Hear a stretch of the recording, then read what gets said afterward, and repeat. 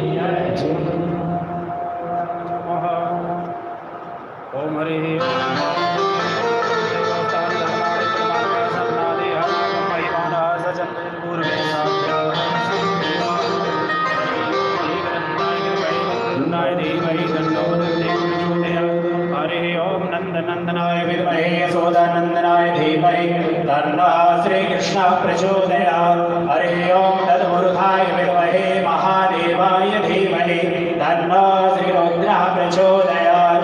नानासुगन्धपुष्पाणि यथा कालोद्भवानि च पुष्पाञ्जलिर्मया दत्तो ग्रहणः परमेश्वरः। शांगाय सापरिकराय सायुधाय ससिद्धिकाय त्रिमण्डलमण्डपदेवताय श्रीप्राणपुरुषोत्तमाय श्रीमन्त्रपुष्पाञ्जलिं समर्पयामि। बोले भागवत भगवान की जय। श्री वृंदावन बिहारी लाल की जय। श्री रंगनाथ भगवान की जय। श्री व्यास जी महाराज की जय। श्री सुखदेव जी महाराज की जय। जय जय श्री राधे, जय जय श्री राधे, जय जय श्री राधे श्याम।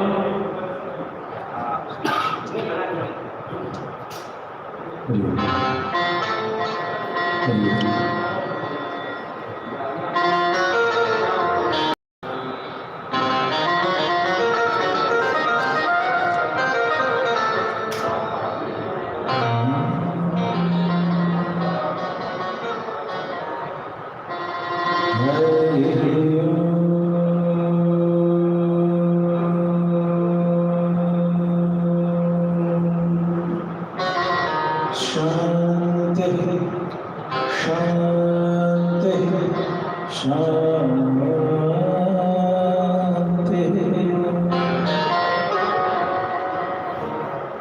लक्ष्मीनाथ समारंभां नाट्यगानमध्यमाम्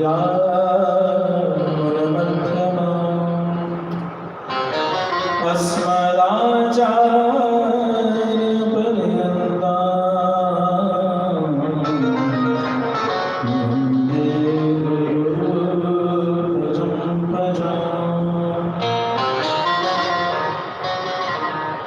यो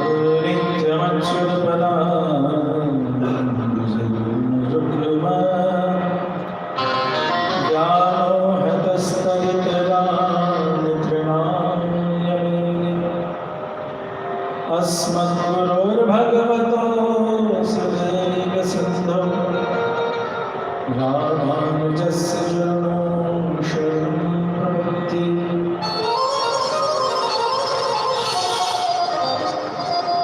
श्रीवेङ्कटेश चरणाम्बुजराजहंसं श्रीरामश्रीरामपदाञ्जलिं श्रीशारदामनुवर्यतनोजरत्नं श्रीकेशवादिपङ्कज मांशमस्मि। नारायणं नमस्कृत्य नरं चैव नरोत्तमं देवीं सरस्वतीं व्यासं ततो जयमुदीरये। नमस्ते वासुदेवाय नमः संकर्षणाय च प्रद्युम्नाय तुभ्यं भगवते नमः। देव जगन्नाथ पुण्यश्रवणकीर्तनम् यदुत्तमोत्तमश्लोक नारायण नमोस्तुते।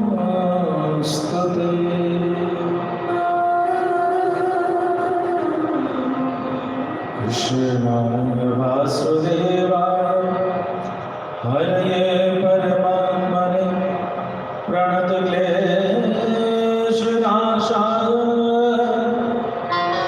गोविन्दाय नमो नमः। जय मिथिला जय मैथिली जय जय जनक किशोरी चरण कमल मंगल करो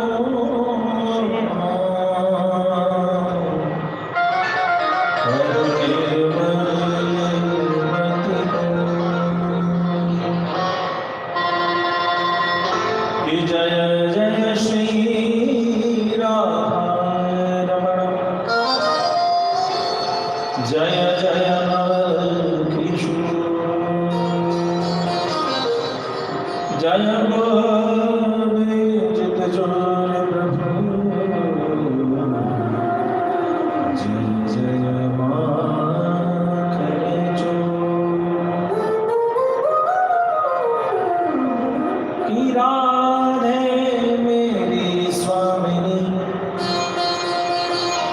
मैं राधे जुगदास जन्म जन्म मोहि दियो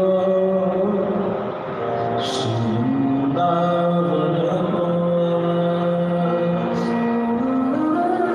जन्म जन्म मोहि दियो श्री वृंदावन को जन्म जन्म मोहि दियो श्री वृंदावन को।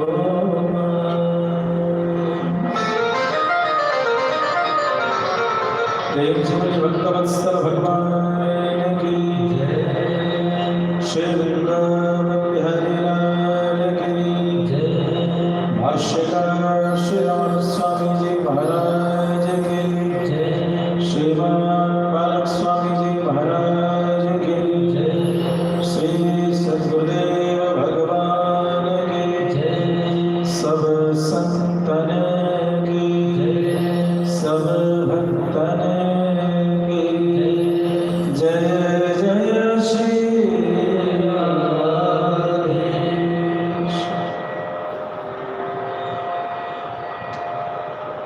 बहुत सुंदर आनंद के अवसर को हम सभी प्राप्त कर रहे हैं। यह अत्यंत ही पवित्र मास आश्विन का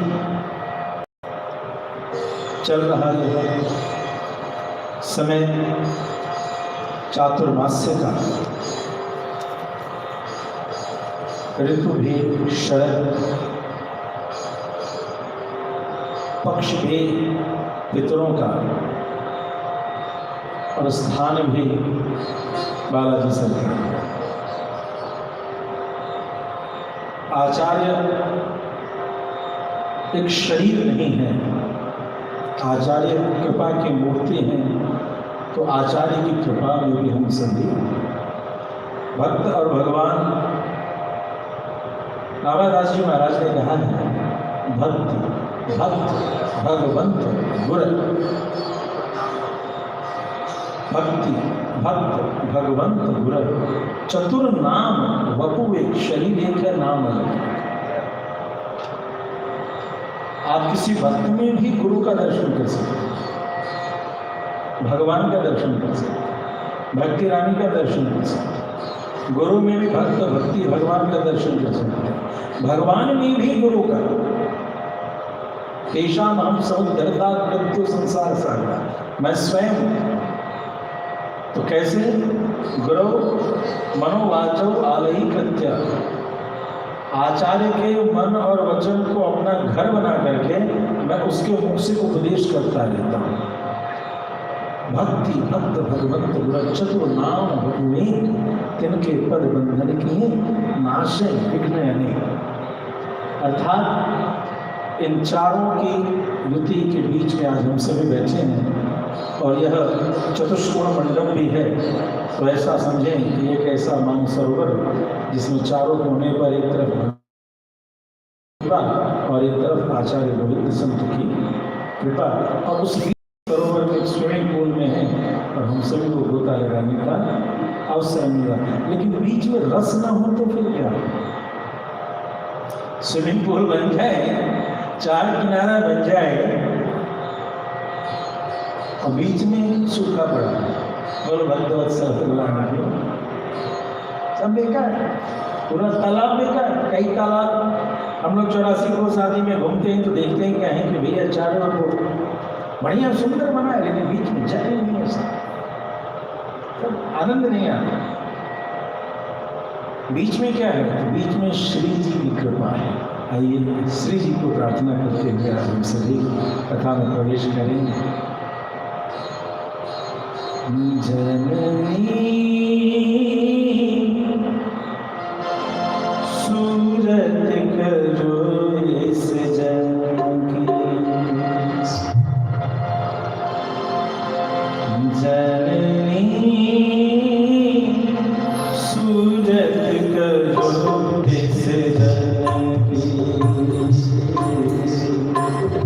सूरत करो इस जन की,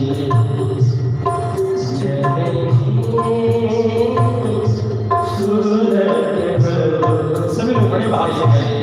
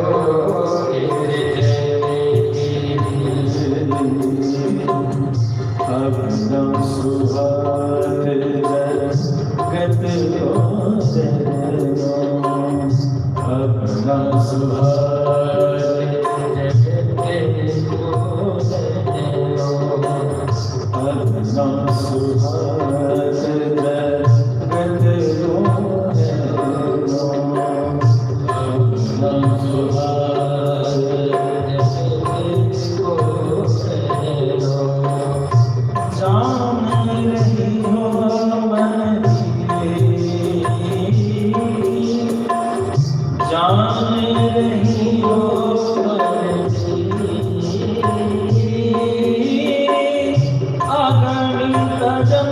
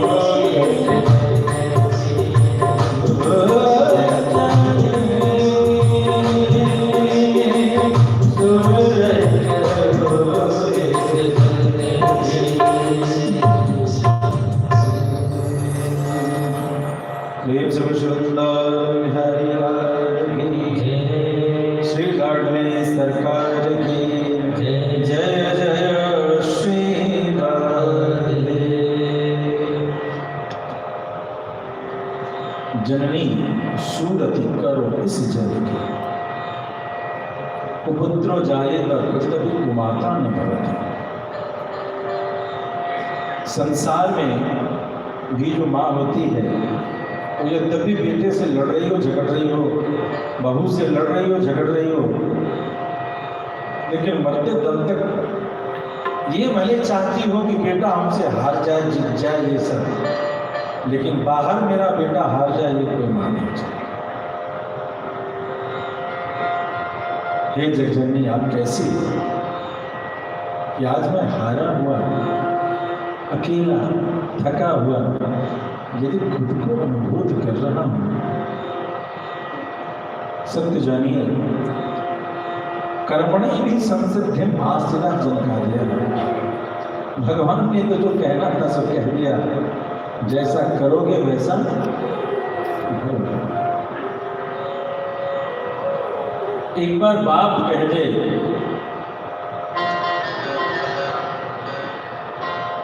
कि तू घर में रहने लायक नहीं है, एक बार क्या 100 बार बाप कह देता है, तो बेटा को घर पुराना या पराया नहीं लगता। लेकिन किसी दिल से मां कह दे तो बेटा लगता है इसे धरती खिसक गई। एक जगह प्रमाण में आया, वन किसको चले जाना चाहिए? घर में मां नहीं हो, पिता के रहने की बात नहीं, घर में मां नहीं हो। और प्रिया च कलह भाषिणी माता यस्य गृहे नास्ति, जिसके घर में मां नहीं हो, प्रिया च कलह भाषिणी, और पत्नी सवेरे से शाम 24 घंटे में 48 बार कलह के पॉइंट को खोजती है। अजते गमनम तस्य, उसको अरण्य गमनम तस्य धावनम तथा गृह, उसको जंगल पकड़ लेना चाहिए, क्योंकि जैसा घर है, जैसा जंगल है वैसा तो उसके लिए गाँव घर बन गया। जंगल में भी वैसी स्थिति है, घर में भी वैसी स्थिति, तो उसके लिए घर और जंगल में कोई अंतर नहीं। कारण क्या होता है? जिसके घर में मां नहीं हो और प्रारब्ध ऐसा हो कि प्रिया के भाषणी, तो उसको घर छोड़ देना भी उसको कोई अंतर नहीं समझ में आता। या तो वो गांव में रह ले या तो जंगल में रह ले, उसके लिए बराबर है, दोनों जगह उसको स्थिति है। बोलो भगवत्सर भगवान की जय। कल हम सभी ने सुना कि किस प्रकार से श्रीमद् भागवत के असीम अनुकंपा से धुंधुकारी जैसे पतितों का भी उद्धार हुआ।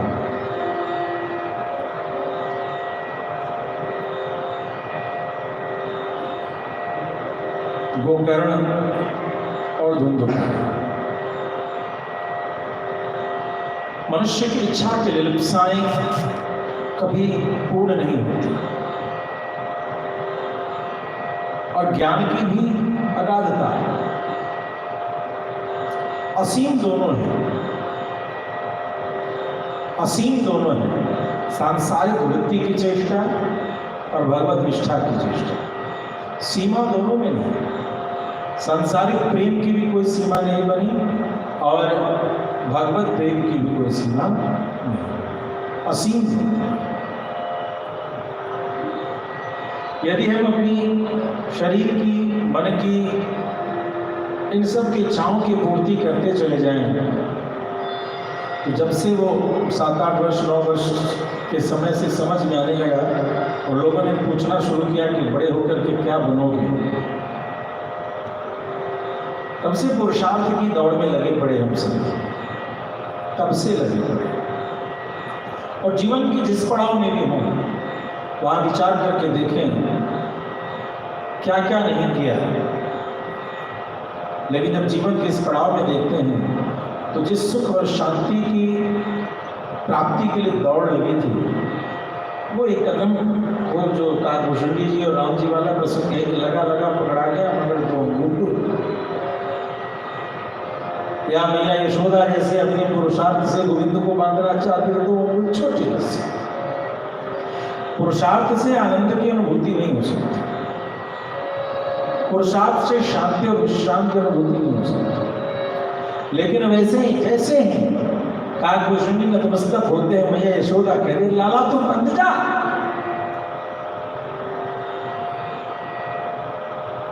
मैं थकी पड़ी हूं तो बंद ना। जैसे ये बात कर कि तू बंद जा,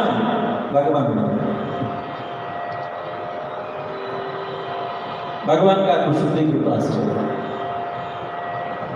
और जब तक था मैं बांधूंगी, तो दुर्योधन ने भी कहा मैं बांधूंगा, तो कहा हाँ दुर्योधन बांध मुझे, अब साध सके तो साध मुझे, चल देखो तो कितना बड़ी रस्सी लाया है। अस्तु भगवंत कृपा की अनुभूति के साथ जीवन का यह पल, यह प्रतीक भोग प्रसाद समतुल्य हो जाता है। एक ही घर में दोनों बच्चे हैं, गोकर्ण और धुंधुकारी, एक अपने कर्म के कारण खुद को प्रेत योनि को, पिशाच योनि को प्राप्त कराता है, और दूसरा अपने कर्म के कारण अपने भाई का ही नहीं समस्त ग्रामवासियों का उद्धार करता है। ध्यान देंगे, मरने के बाद की मुक्ति का विधान कहीं है क्या? गोकर्ण ने जिस गांव में कथा कि उसमें सब मरे थे क्या? 7वें दिन कोई अगलगी लगी थी, या बादल फट गया था, या वज्र गिर गया था, कि सभी मरे अब मोक्ष में? ऐसी तो कोई प्रमाण नहीं मिली। मरने के बाद मोक्ष मिलेगा ऐसी चर्चा नहीं। मोक्ष की बात, मोक्ष का संबंध, भगवत कृपा का संबंध जीवन और मरण से नहीं। यदि मरने के बाद मोक्ष मिलना होता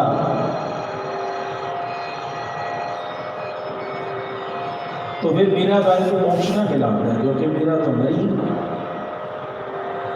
मीरा मरी गई। मीराबाई द्वारिकानाथ के भीतर समाई। मरना is not the last term and condition कि मरोगे तो कहां जाओगे। लास्ट टर्म एंड कंडीशन है कि भगवत कृपा के लिए हम प्रयासरत हैं और भगवान हमें स्वीकार करें। भगवती गोदाम्बा क्या मरी? चैतन्य महाप्रभु क्या मरे? संत तुकाराम क्या मरे? अरे बाबा, सूरदास सिंह तो भगवान को प्रार्थना करना पड़ गया कि छोड़ो इस संसार को,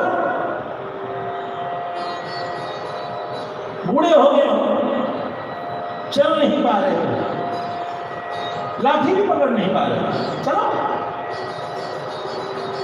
चलो तुम्हें ले चलता। और वो कहते ना लाला, ना श्याम,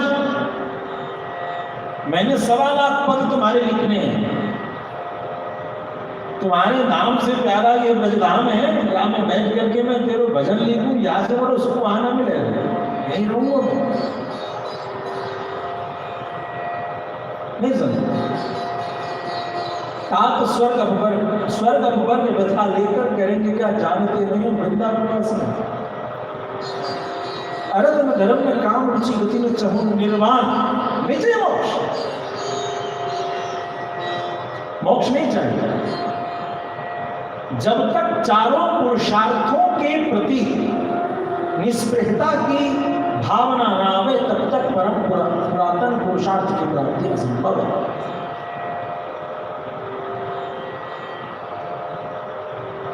कल एक चर्चा चल रही थी कि पुण्य का भी नाश होना आवश्यक है।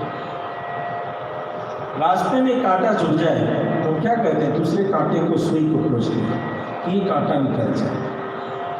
और रास्ते में तो सुई मिलेगा नहीं, लेकिन कांटा मिल सकता, उससे हिला हिला के कांटा।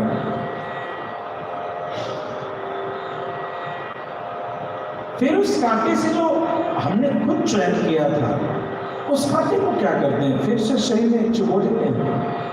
नहीं, जिस कांटे को निकाला और जिस कांटे को खोज करके खुद पुरुषार्थ करके जिस कांटे से उस कांटे गड़े हुए कांटे को निकाला, दोनों कांटे को सड़क के किनारे एक तरफ ऐसा फेंक देते कि दोनों को न चुभे।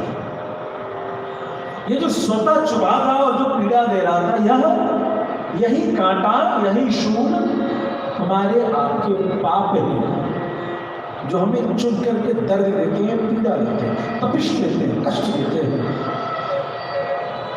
और दूसरा जो ये कांटा है ना, जो सोच समझ के हम करते हैं, जो धर्म करते हैं, तप तीर्थ करते हैं, यह वो पुण्य है, यह वो कृति है जिससे उस पाप को नाश करते हैं। लेकिन उस पुण्य को भी हमने जकड़ रखा है। हमने इतना दान किया है, हमने इतना बार तीर्थ किया है, यदि मन में आ जाए कितनी बार वृंदावन गए तो समझ लो बिहारी जी से अपने चेहरे से ज्यादा जब प्रेम हो तभी तो वो परम प्रियतम है। जब अपने प्रियतम के स्वरूप को निहारने में ज्यादा रस मिले तो ही तो प्रेम है। और प्रियतम के लिए सजने बस के भाव रहे तो यह प्रेम का सेकेंडरी कैटेगरी है। गोपियां सजी नहीं, सजे हुए कृष्ण को देखने चाहिए। सजी नहीं, सज रही थी, लेकिन कृष्ण के नागद ध्वनि की अनुभूति होते जिस अवस्था में थी उसी अवस्था में पहुंच जाती। किसी के एक आंख में काजल लगा हुआ, किसी के एक पैर में पैजनिया पायल, किसी के एक हाथ में चूड़ा, किसी की एक चोटी, किसी का कुछ, किसी का कुछ। अपने प्रियतम के स्वरूप को निहारने की अनुभूति का जो आनंद है, जब यह मिलने लगे तो वही परम प्रेम है, और यही गोपी की परमानंद की वो प्रेमाभक्ति की अवस्था है।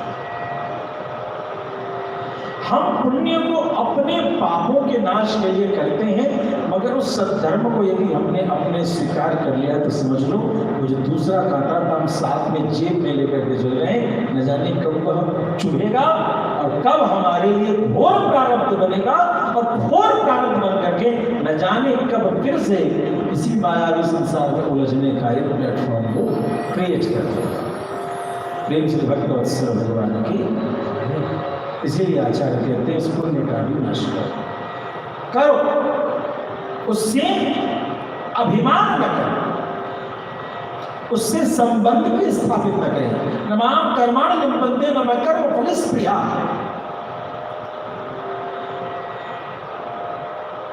पूरी गीता जी में राजा जनक का नाम आया एक आदर्श के रूप में। बायां हाथ महारानी के कंधे पर था और दाएं हाथ से जाप कर रहे थे।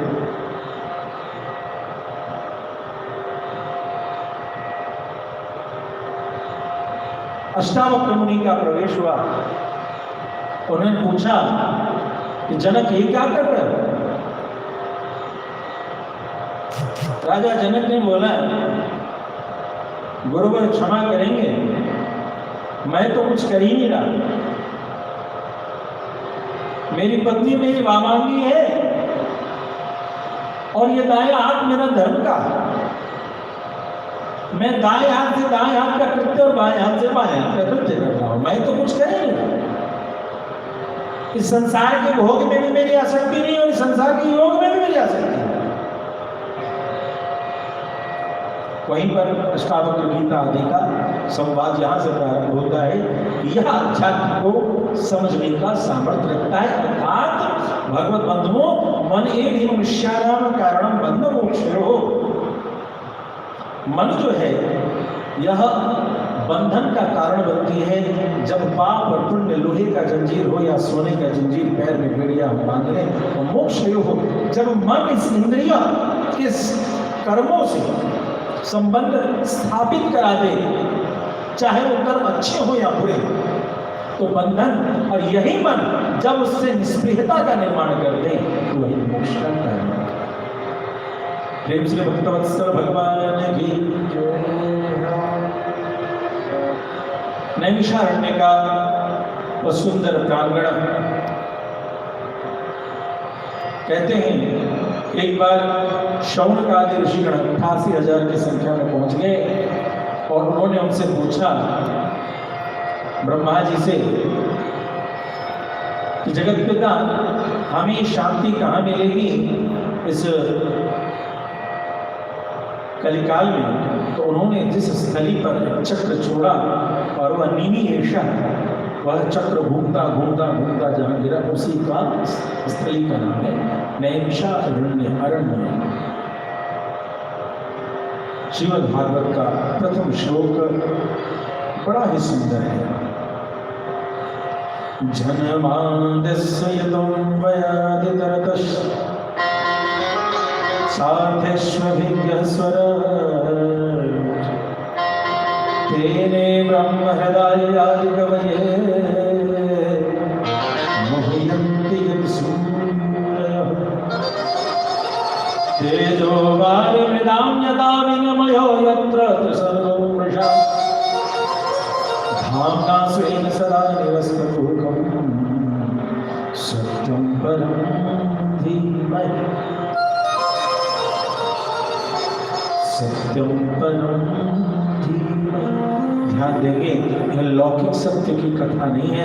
वेदव्यास जी कहते हैं सत्यम परम सत्यात्मकम, सत्य से योनि निहितम च सत्य, जो सत्य का कारक है। ध्यान देंगे, सत्यात्मकम, जो सत्य का, आत्मा मतलब कारक तत्व। आत्मा के एक कम शब्दों में व्याख्या है कि जो कारक तत्व है, वाइटल फैक्टर। तो सत्यात्मकम, जो सत्य का प्रमाण है। इसलिए तो कृष्ण तत्व धर्म, तो कृष्ण ने कह दिया वो धर्म है।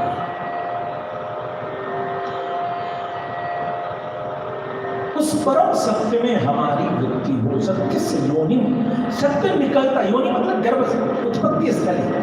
सत्य का ये गर्भस्थली है। सत्य यहीं से प्रारंभ होती है।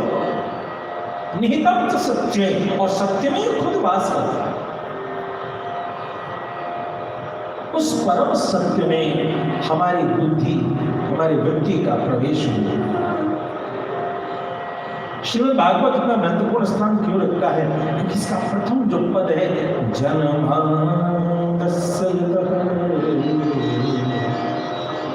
ये कहाँ का मंत्र है?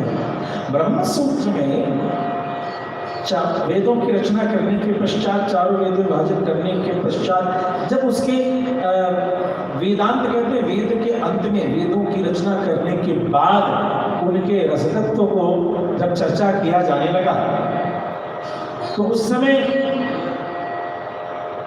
जो संवाद जैमिनी आदि मुनियों के बीच में वेद व्यास जी ने किया, उसी को ब्रह्मसूत्र, प्रेम से भक्तवत्सल भगवान की, उसमें प्रारंभ है, प्रवेश है, अथातो ब्रह्म जिज्ञासा।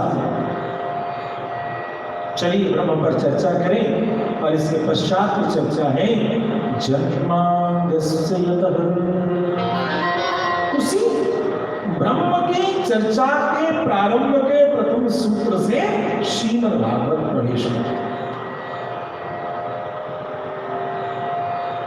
ये शार्दूल विक्रीडितम छंद है। शार्दूल विक्रीडितम, शार्दूल मतलब श्रेष्ठ, शार्दूल मतलब श्रेष्ठ, श्रेष्ठ खेल। भगवान का सबसे सुंदर खेल क्या है? बचपन में जब गांव में बच्चे खेलते थे, अब तो सब प्लास्टिक का खेल हो गया, नहीं तो वो कीचड़ की गूंथ करके एक कटोरा बनाना, और उस कटोरे को धड़ाम से एक आवाज है तो बम हल्का सा, फिर उसी को बनाना, फिर तोड़ना।